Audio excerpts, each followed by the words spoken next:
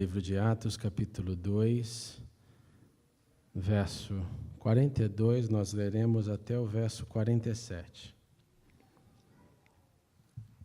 Nessas últimas 6 semanas, nós refletimos sobre o nascimento da igreja.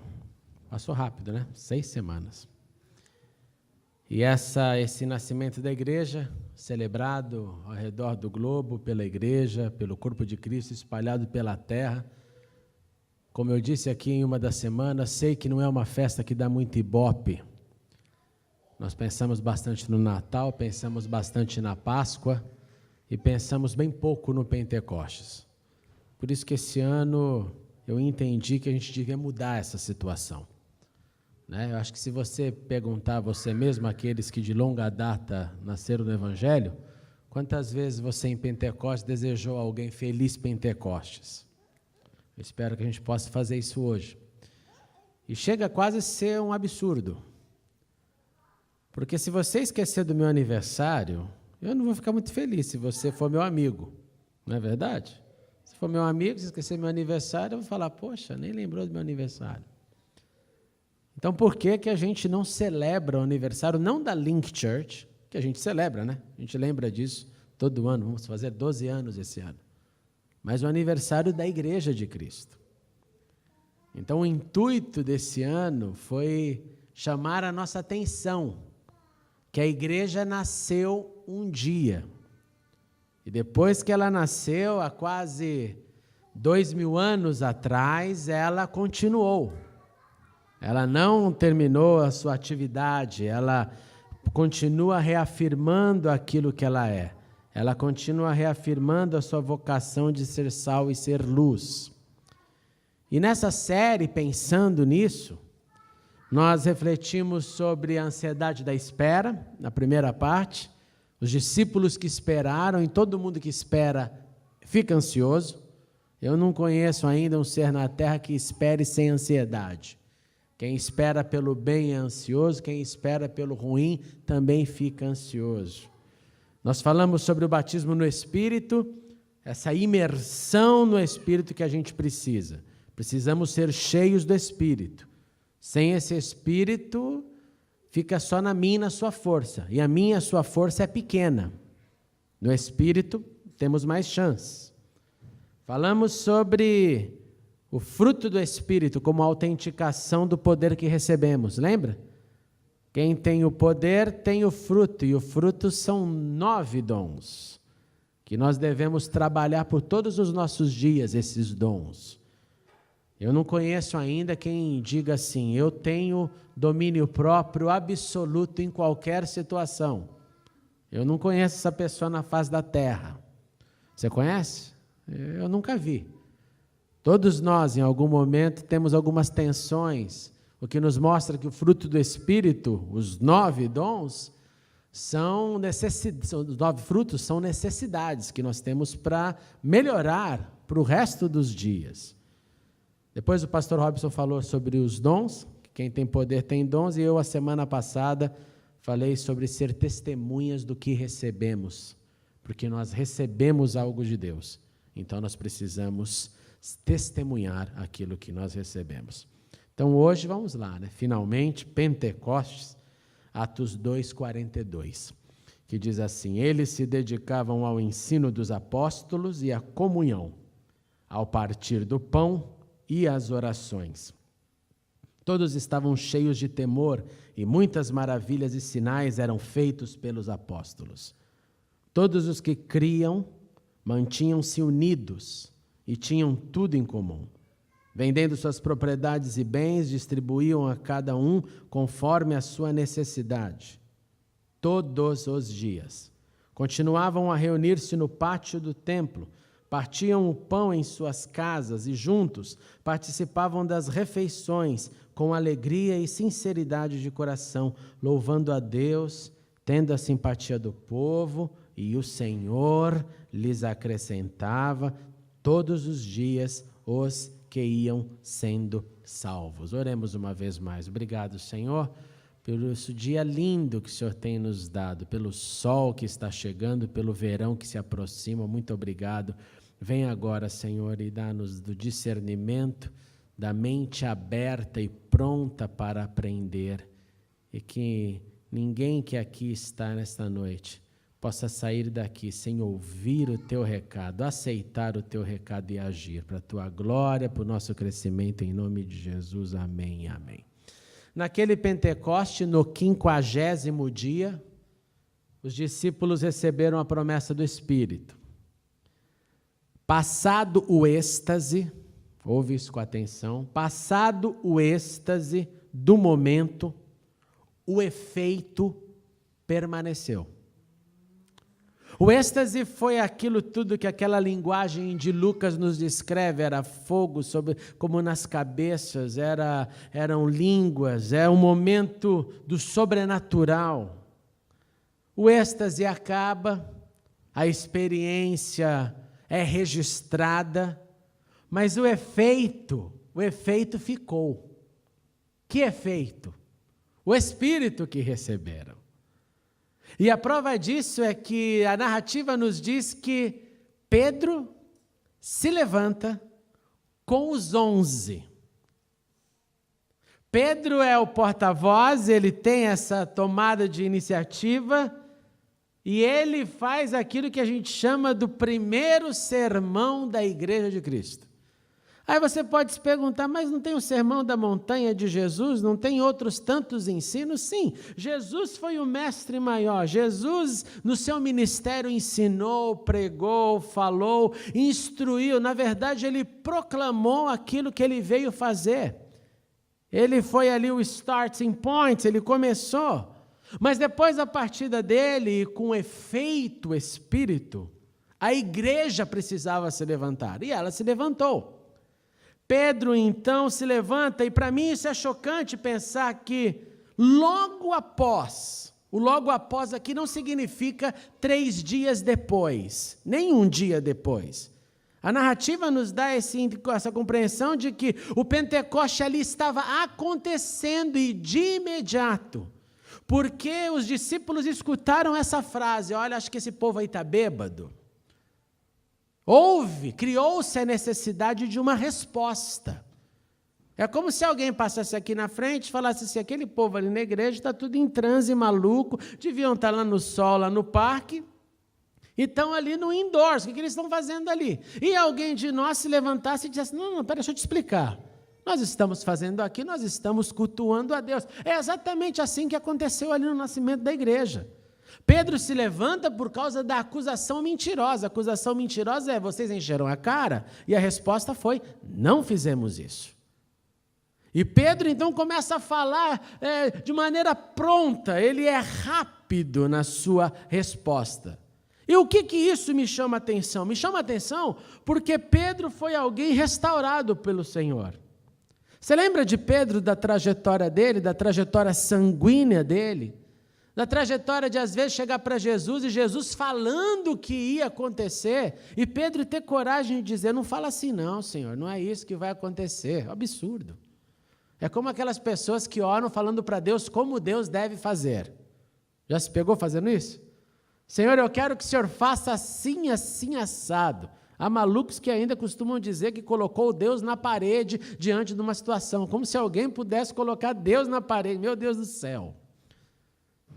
Pedro, então, com seus problemas, Pedro, você lembra dele, da sua negação?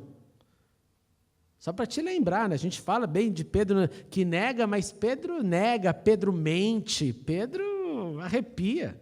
Perguntaram a ele, tu também estavas com Jesus o Galileu? Olha a mentira dele, não é só um negador. Não sei o que dizes. Não sei o que dizes, você está mentindo. Este também estava com Jesus. Gente, esse aqui, o Pedro estava com ele, com o Nazareno. E a Bíblia nos diz, e ele negou outra vez. Não se contendo com a mentira, ele faz aquilo que também muita gente faz hoje. Eu juro por Deus que estou falando a verdade. Quando alguém fala para mim, eu juro por Deus, eu falo, ixi. Primeiro que não deveis jurar, segundo que isso é um mecanismo de defesa. Pedro fez o mesmo. Ele negou outra vez, diz o texto, com juramento, dizendo, eu não conheço tal homem. Não parou por aí. O Pedro, quando falaram para ele, verdadeiramente também tu és um deles, pois a tua fala te denuncia, o teu sotaque, a tua conversa é de quem seguia a Jesus. E aí a Bíblia nos diz que Pedro começou, ele já tinha mentido, já tinha jurado, agora ele aumenta ainda. Ele começou a praguejar. Se ele falou algum palavrão aqui, eu não sei, mas ele praguejou. E jurou de novo, dizendo, eu não conheço este homem.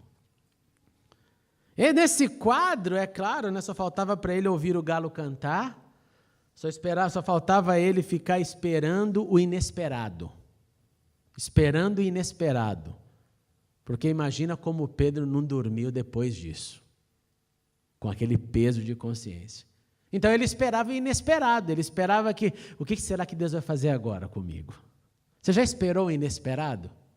Você espera alguma coisa que acha que deve acontecer, mas não sabe exatamente como e se vai acontecer. Pedro esperou o inesperado, e o inesperado foi mais inesperado do que aquilo que ele poderia esperar. Porque Jesus, quando chega para ele, de vez de falar, você está esperando bronca, né? Porque é assim que filhos reagem, né? Você faz uma besteira, você espera bronca. Você faz algo errado, você espera uma repreensão. Quando eu era criança e minha mãe esquecia de algum pecado meu, era uma bênção, você até dava graças a Deus. Ela esqueceu. Não vai falar nada. Você até orava, Deus faz ela esquecer.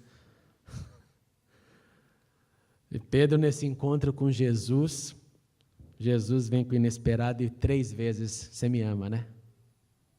Você me ama, né? Você me ama. E a resposta de Jesus então foi, já que você me ama, cuide dos meus cordeiros, pastoreie as minhas ovelhas, cuide das minhas ovelhas. Já que você me ama, eu não preciso mais tocar no assunto, a sua falha.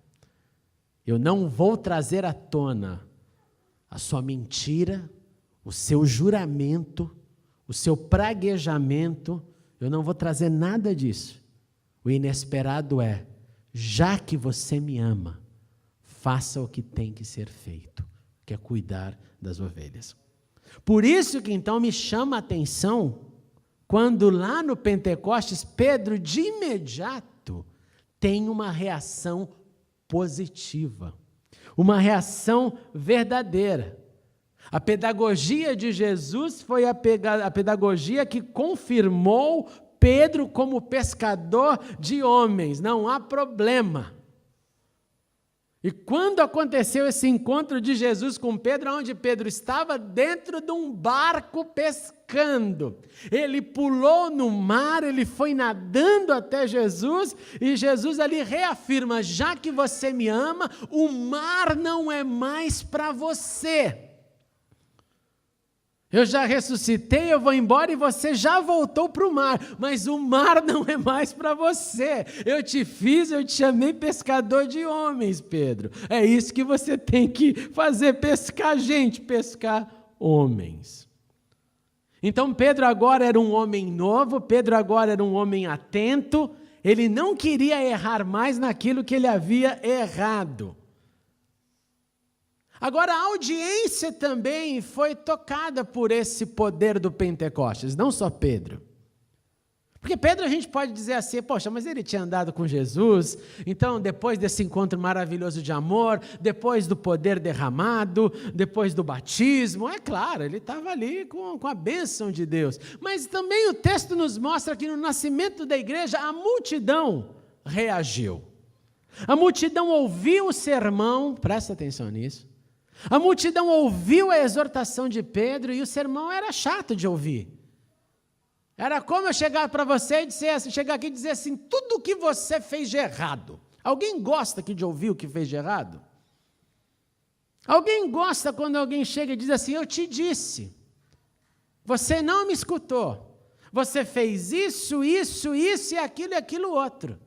Foi errado, trouxe um dano. Pior quando traz um dano, né? Porque se é um erro ali que fica em 2 pessoas, mas se traz uma consequência grave, o peso é maior.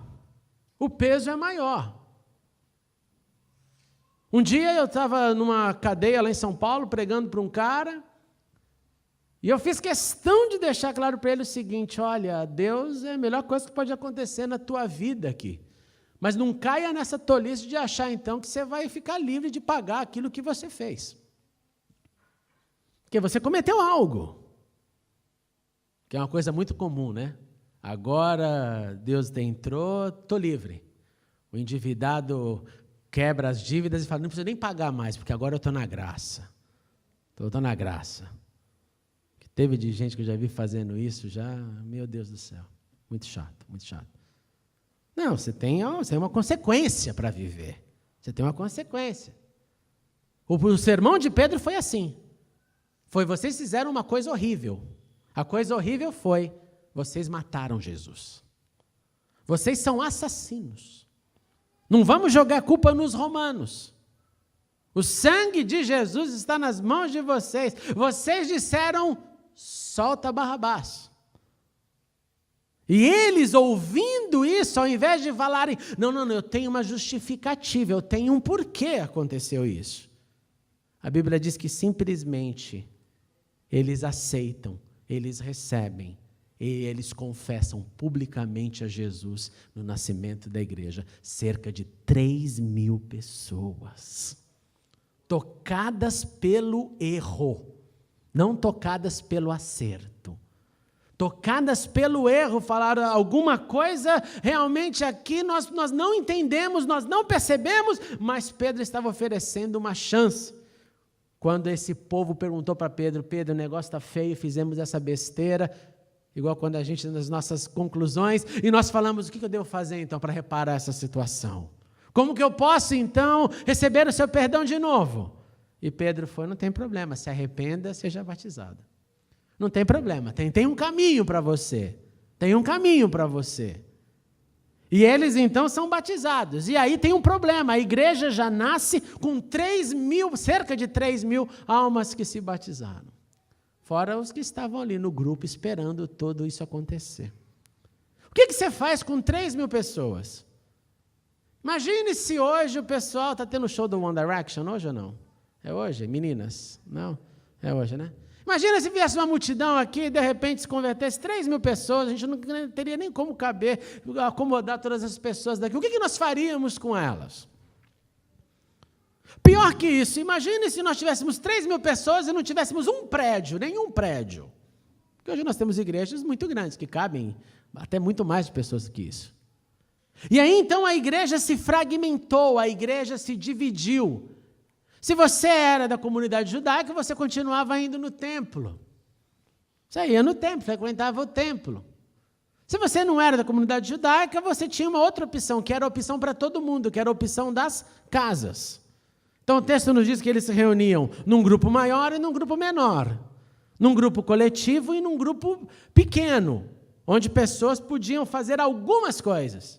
E a igreja nasceu, então, e desenvolveu uma agenda. Então, Pentecostes, ao meu ver, é um momento para nós pensarmos na agenda que essa igreja teve, que essa igreja tinha, e refletirmos se nós estamos sendo a continuidade dessa agenda, ou se nós inventamos uma agenda diferente. Se nós inventamos uma agenda diferente, a má notícia é: nós não estamos sendo igreja. Talvez simpatizantes, talvez gente que acha legal, mas não igreja. A primeira coisa que eles faziam, segundo o texto que nós lemos, é eles aprendiam. Eles aprendiam, eles se dedicavam ao aprendizado. Gente, a geração internet está cada vez mais rasa no seu conhecimento. A geração internet, ela sabe de tudo um pouco. Ela comenta de tudo um pouco.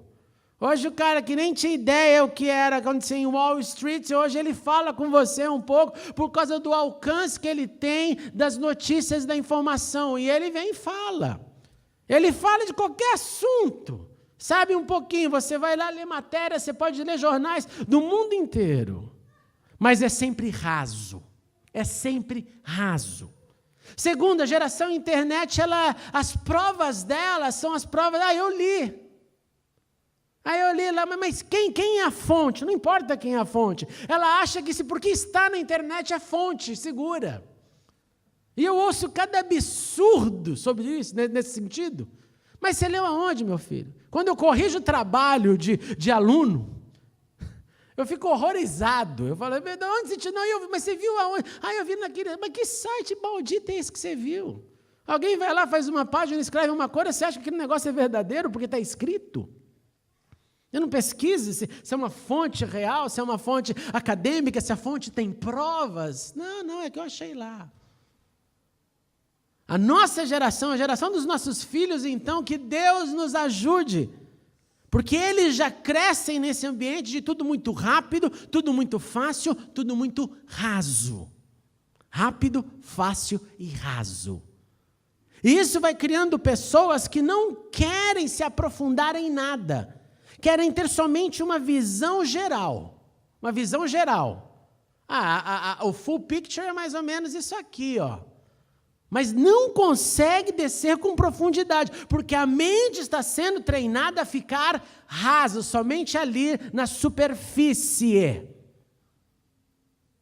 E eu acho, por que eu estou mencionando isso? Porque eu acho que isso é uma das armas do mal para essa geração e para as próximas, para fazer gente que se contente também de olhar para isso só na superfície. Só na superfície. Você sabia que tem um monte de seminários, por exemplo, que arrancaram os estudos das línguas originais? Sabe por quê? Porque os alunos começaram a reclamar, é muito difícil. É muito difícil, então eu não vou estudar lá não, porque lá tem esse negócio. Então eu vou para um da esquina ali. Não, melhor ainda, eu vou fazer o curso de pastor da internet, que está aí bombando. Em 3 meses você resolve a tua vida. Raso. Pessoas falam da Bíblia hoje porque não tem mais essa dedicação de aprendizado e fica só pincelando o verso, pincela daqui, põe dali, pega um outro a colar, cola, é um copy and paste de versículos bíblicos. Tudo fora do contexto como pretexto para provar um contexto que não existe. E todo mundo está achando o máximo. Quando a Bíblia diz aqui, então, eles aprendiam, a igreja nasceu e após o seu nascimento, ela se dedicava.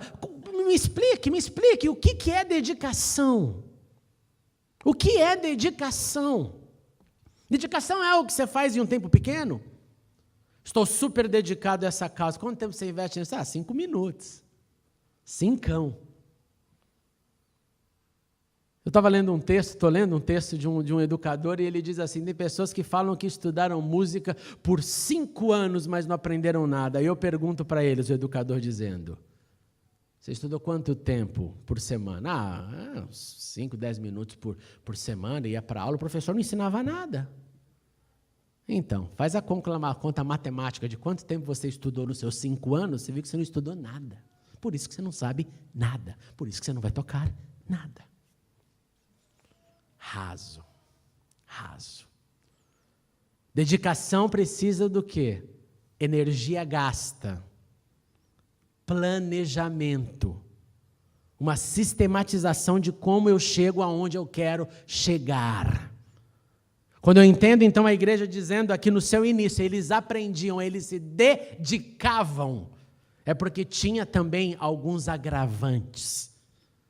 Imagine você lá na igreja, no primeiro dia dela, depois do nascimento, e nós nos reunimos, então nós falamos assim, gente, a igreja nasceu, o Pentecostes aconteceu, eu tenho uma casa lá, tenho um quintal, vai dar para fazer ela 20 pessoas comigo, sou amigo do Pedro já até me discipulou um pouquinho, e ele falou, André, pode abrir a sua casa, o seu quintal, o seu terraço, provavelmente na época de Jerusalém Antiga. Abre lá para o seu terraço e vai lá, leva um grupo lá. E você começa a falar com eles. Eu falo, tá bom, Pedro, o que eu vou ensinar? Eu vou ensinar, então, Lucas, né? Que Lucas? Não tem evangelho. O que eu faço, então, Pedro? Você lê hebraico? Você lê hebraico para pegar um rolo lá e comer? Não, então tá bom. Então vai para a Septuaginta, vai para a tradução grega. Então, ou eu sabia o grego, ou eu sabia o hebraico, senão eu não tinha nem o que ler no culto. Está dando para você entender o problema? Aí a minha audiência está lá, né? Aí faz de conta que ele não era de nenhuma dessas culturas.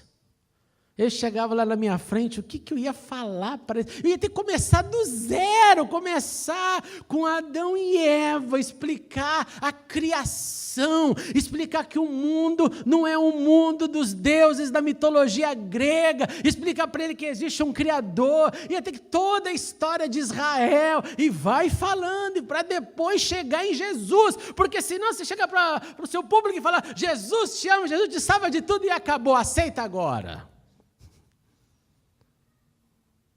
Aceita agora, é igual um dia eu estava na rua, né, um evangelista pregando lá na rua, você tem que ser salvo, dê sua vida para Jesus, tinha um cara de gravata olhando, e dê sua vida para Jesus, o cara chegou para mim, você entende o que ele está falando? Eu falei, entendo um pouco, mas salvar do quê?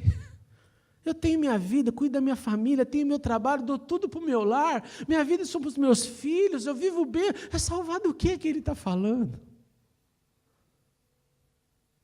Dedicação ao ensino foi que a igreja teve que se submeter no início, para ser um modelo, e esse modelo passar. Se você perguntar para um judeu messiânico lá em Israel, como que eles se dedicam ao ensino, porque os seus filhinhos vão ter que ir para uma escola, e na escola vão dizer para eles, esse papo de Jesus é mentira, hein? Eu e a Cecília tivemos uma professora que um dia ela pegou lá, quando a gente morava em Israel, quando ela um dia pegou um material, um leaflet, com coisas cristãs, eu lembro que ela pegou assim, como se estivesse pegando algo sujo. Então você imagina você mandar seu filho para um contexto desse. Então o que os judeus que acreditam em Jesus decidiram fazer? Decidiram ensinar a Bíblia e orar por 1 hora todos os dias com seus filhos. Para os seus filhos aguentarem a pressão social, a pressão lá fora. Nós precisamos resgatar a dedicação no ensino. Nós precisamos resgatar o aprendizado. É por isso que tem um bando de gente fazendo um monte de atrocidades no meio evangélico e um bando de gente seguindo. Essa semana eu vi uma foto que me deu ânsia. Pastores colocando a mão dentro do vinho na ceia, porque para abençoar a ceia tem que enfiar a mão até aqui, ó. Falei, cambada de porco. Ainda pegou as 2 bactérias do camarada lá com ele, a sua mulher, porque é assim que inventaram o negócio. Para abençoar mesmo tem que afundar as mãos lá. Não é porque a minha mão que vai abençoar a ceia, a mão da minha esposa que vai abençoar a ceia, e os irmãozinhos vão tomar a chamada ceia forte, porque forte mesmo é aquela que você afunda a mão dentro.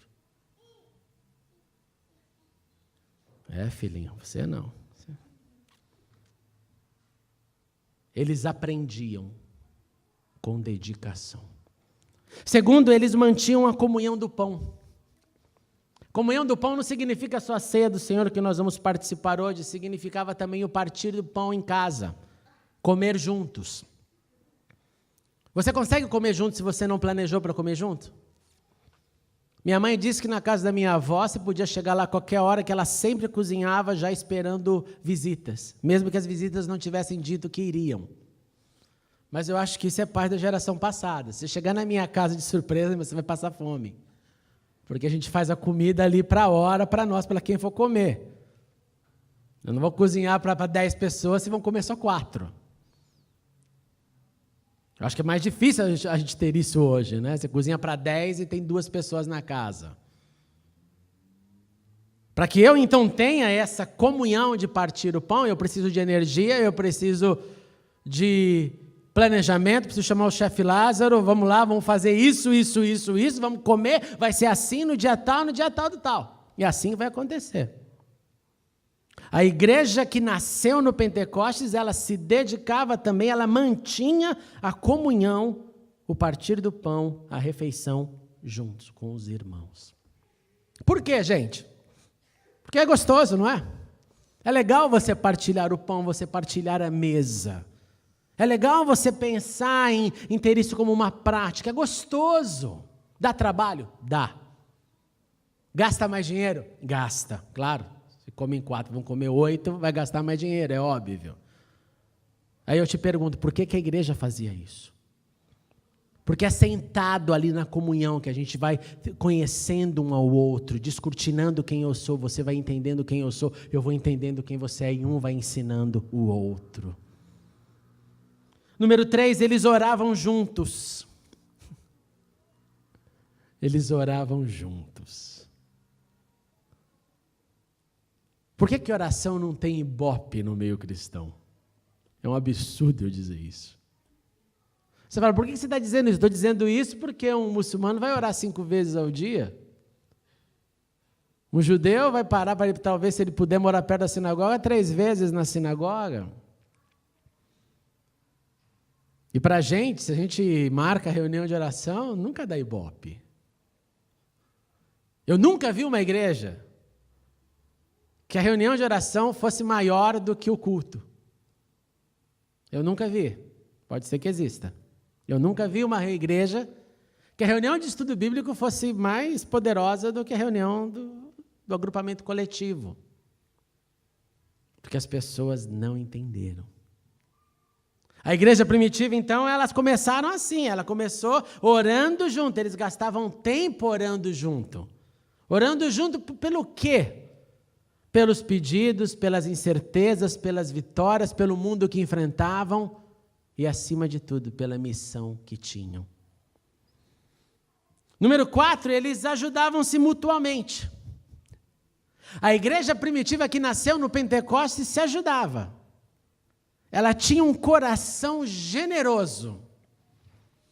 A igreja primitiva entendeu e não precisava nem ter exortação, que maravilha, né? Eu não consigo imaginar na igreja primitiva falando assim, agora vai ser o momento da oferta. Então nós vamos ler um texto, como nós fazemos hoje. Aí você fala, como eles não faziam? Não faziam. Eles já eram tão liberais, já tinham tudo em comum. Você não precisava ficar exorcizando o camarada. Agora, por que às vezes você tem que exorcizar o camarada? Porque parece que não entra na cabeça de muita gente que igreja só funciona hoje, na modernidade, quando você aluga um prédio, tem que ter luz, no frio tem que ter aquecedor, você tem uma função, com dinheiro. Com dinheiro. E tanta gente se esconde nisso. Eu não quero nada de dinheiro, não. É melhor atacar que tem um pastor ladrão, não é o nosso caso, graças a Deus, e assim eu justifico a minha ausência no fazer parte, na contribuição. Aquela igreja tinha tudo em comum, eles ajudavam todo mundo. E ter tudo em comum não era convidar o irmão para entrar no Telex Free. Ter tudo em comum era literalmente um ajudar o outro. Era um ceder ao outro. E tudo isso, o texto nos diz que eles faziam com alegria, com sinceridade de coração, louvando a Deus e tendo a simpatia do povo. E Deus fazia a parte dele. Qual que era a parte de Deus? Vou enviar mais gente. Vou enviar mais gente. Eu estou vendo que isso está acontecendo é genuíno, eu vou aumentar a família. E por que então Deus precisava aumentar a família?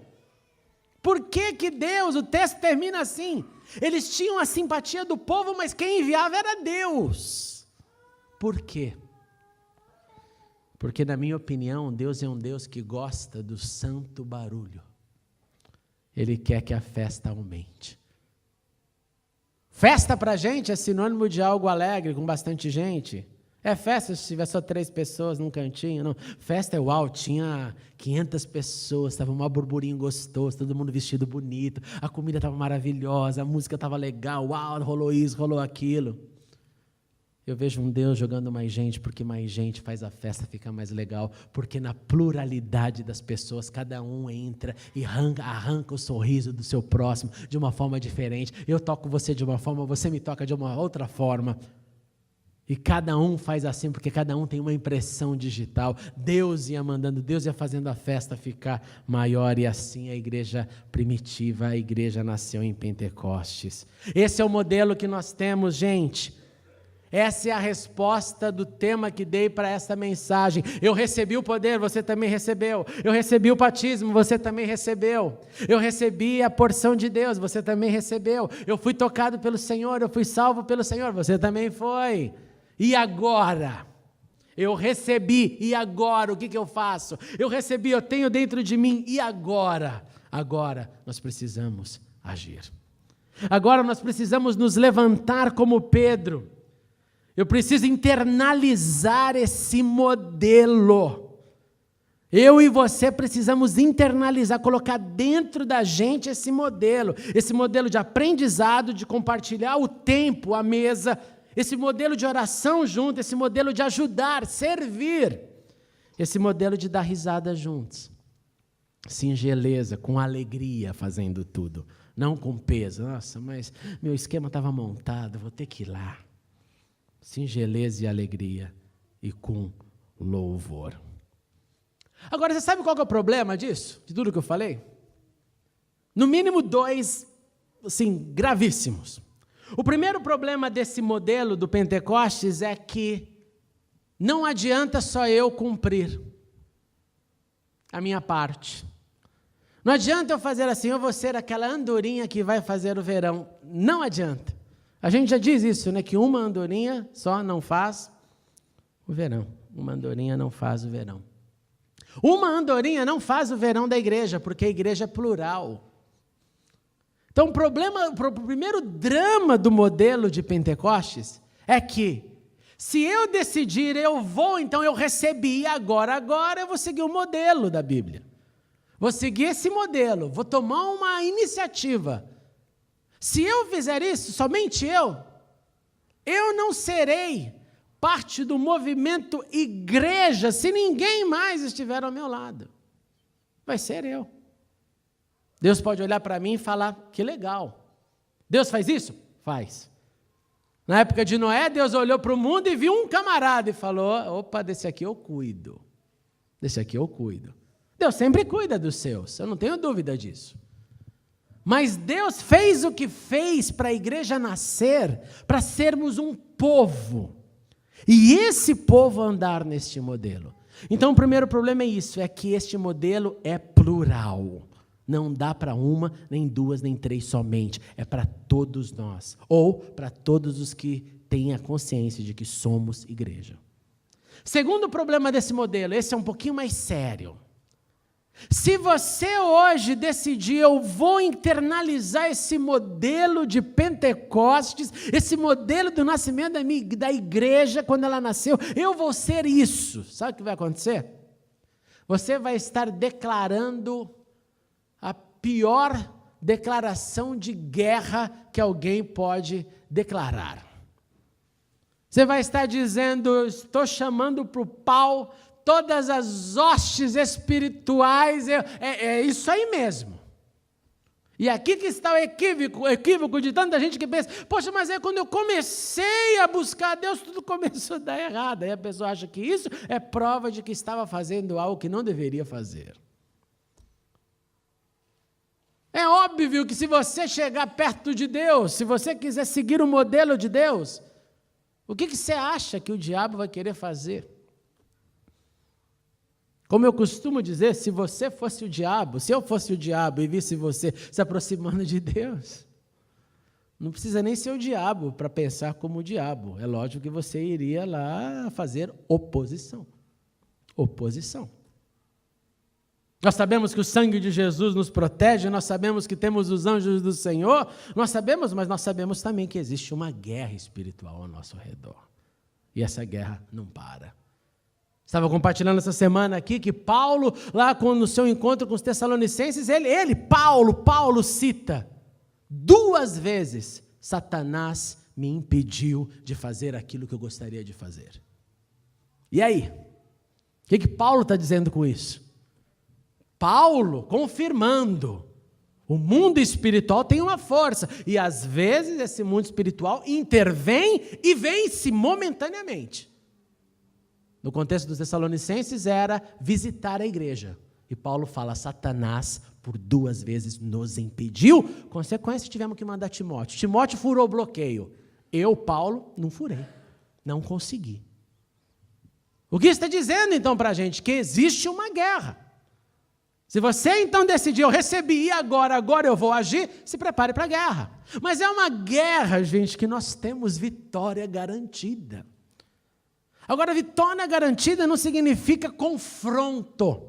Vitória garantida não significa permanecer na zona de conforto e ver lá os anjos de Deus brigando e você sentado na cadeira.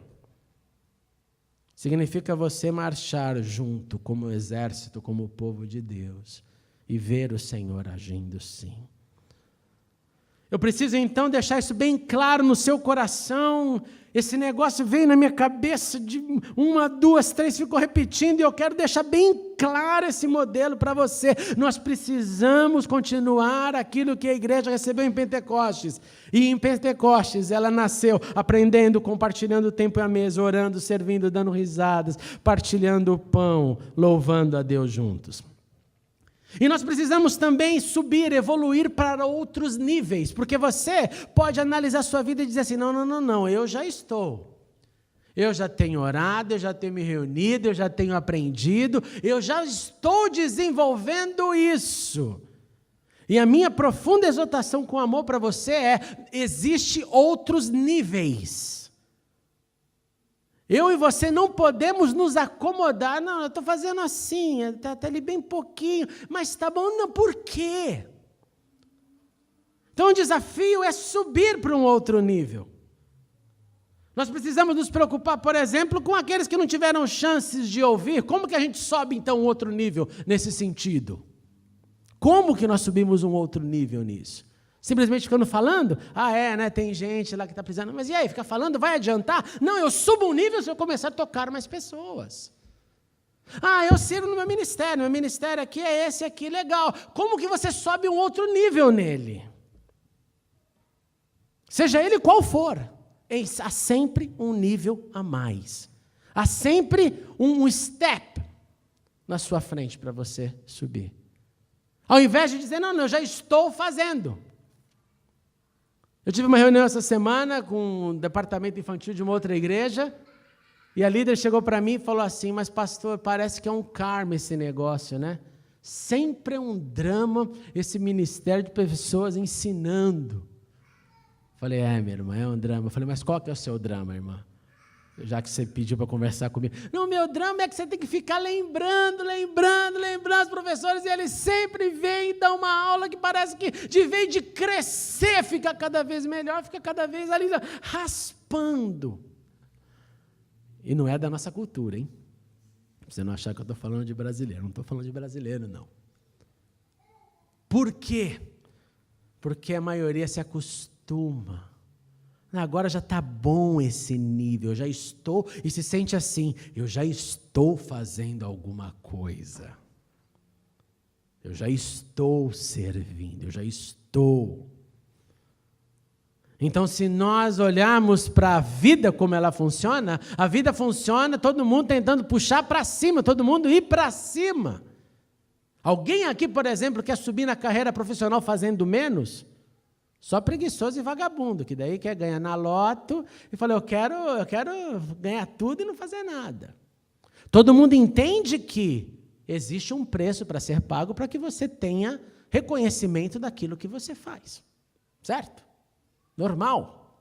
Se você não muda nada no seu padrão, vai mudar alguma coisa? É óbvio que não, você vai continuar naquele padrão a vida inteira, se alguém não roubar teu emprego, ou se não tiver cortes. Então, se na vida a gente entende que eu tenho que dar mais para atingir mais, por que que no reino eu não tenho essa mentalidade?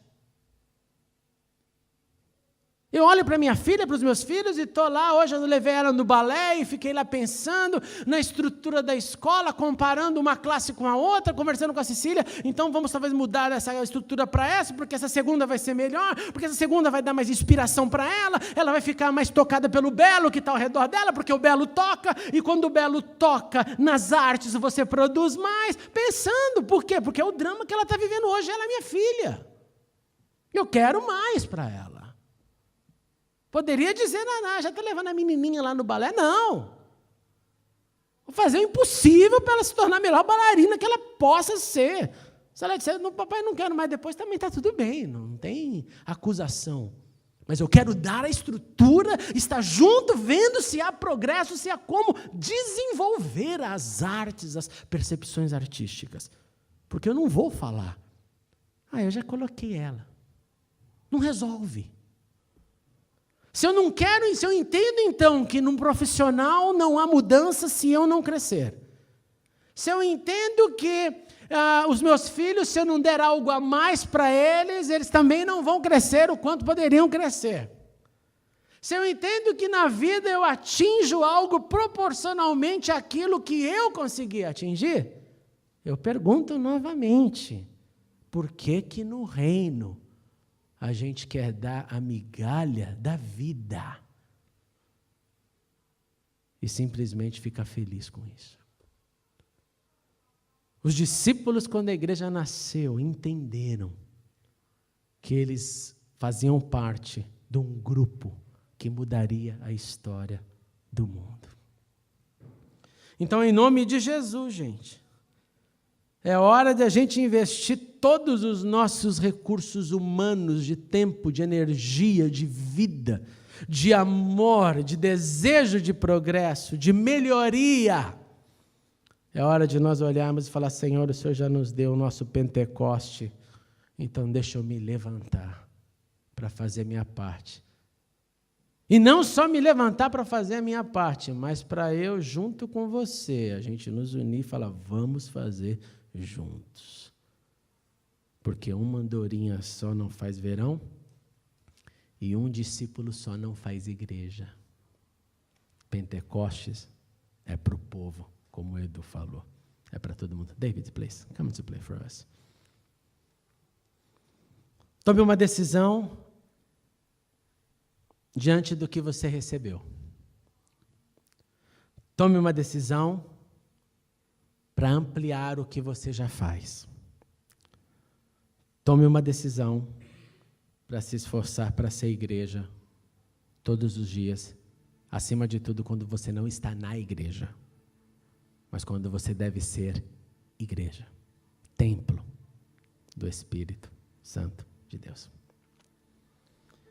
Nós vamos cantar essa música novamente, que foi a música tema, da nossa série, Só para Espírito. Só com o teclado, tá bom? Mas eu quero dar um tempinho para você, porque foram 6 semanas aqui. Se você não assistiu toda a série, por favor, vá na internet e assista, tá tudo lá. Faça isso, por favor. Mas eu quero te dar um tempo aqui, um tempo assim produtivo, porque nós vamos tomar ceia juntos. E ceia é momento de conserto, ceia não é momento de acusação.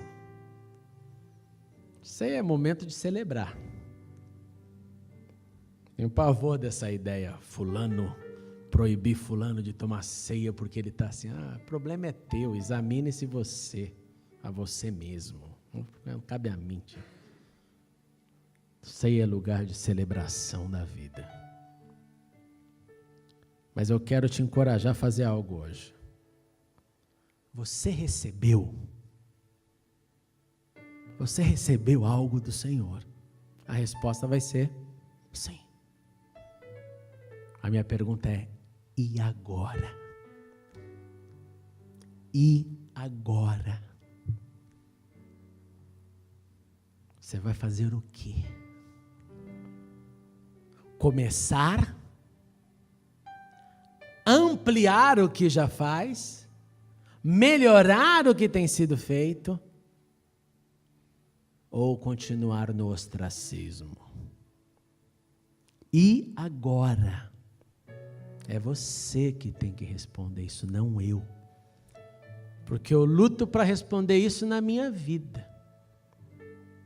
Mas eu sou só uma andorinha. E posso fazer tão pouco. Tão pouco. Mas junto com você, nós somos mais do que 12. Junto com você, nós já estamos em mais vantagens do que os discípulos estavam. Junto com vocês, nós podemos expandir ainda mais para a glória do Senhor. Para a glória do Senhor. Então eu quero te encorajar para você sair do seu lugar. Fica de pé comigo, por favor. Para começar já você se exercitando. Olha para o povo que está aí, ó. Olha aí. Acha alguém e vai lá conversar sobre o que você vai fazer. Se não for fazer nada, seja corajoso, falando, não vou fazer nada. Recebi mesmo, mas não vou fazer nada. Me ajude em oração. Porque eu não consigo fazer nada. Acho que já faço, não quero ampliar. Tenho problemas demais. Ou tenho ganâncias demais. Então minha vida é só ganhar dinheiro, não quero fazer nada. Não tenho força, não tenho coragem. Não tenho plataforma que gostaria de ter. Pentecostes já aconteceu. Pentecostes vai fazer 2000 anos. Poder já foi dado. Eu só preciso, como Pedro, me levantar e fazer. Procure alguém. Vai, enquanto está rolando o som. Sai do seu lugar, procure alguém. Seria até melhor que não fosse a pessoa do seu lado, para você já não ficar até na zona de conforto aí, tranquilo. Acha alguém, mas se quiser também está tudo bem, não tem problema algum. Mas procure alguém para você responder o que você vai fazer. Porque senão esse Pentecoste aqui foi só teórico. Eu quero ver a ação. O que você vai fazer? Pode ser sentado aí, compartilhe. Olha, eu tenho feito isso, eu tenho servido assim, eu vou fazer assado. Eu tenho errado assim, vou parar de errar dessa forma, eu vou fazer dessa outra forma. Eu vou pedir agora, eu vou tomar uma decisão agora de me mover. Porque o Pentecostes já aconteceu. Falando. Vamos lá. Vai lá.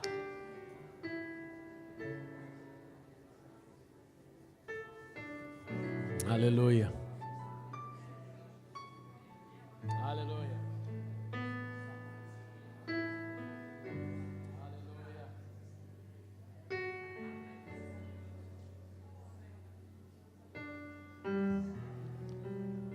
Aleluia, esse é o nosso Pentecoste. Vai lá, põe para fora o plano.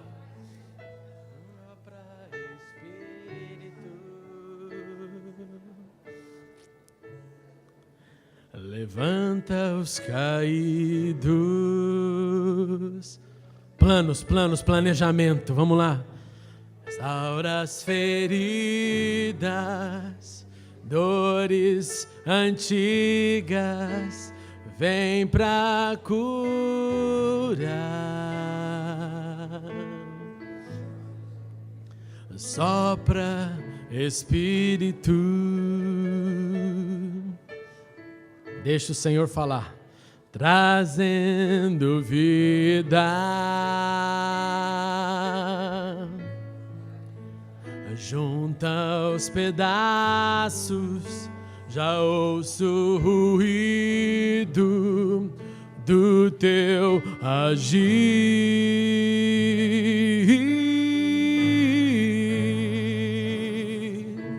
Faz levantar do vale. Põe de pé os ossos secos com teu poder. Vem restaurar da multidão de caídos.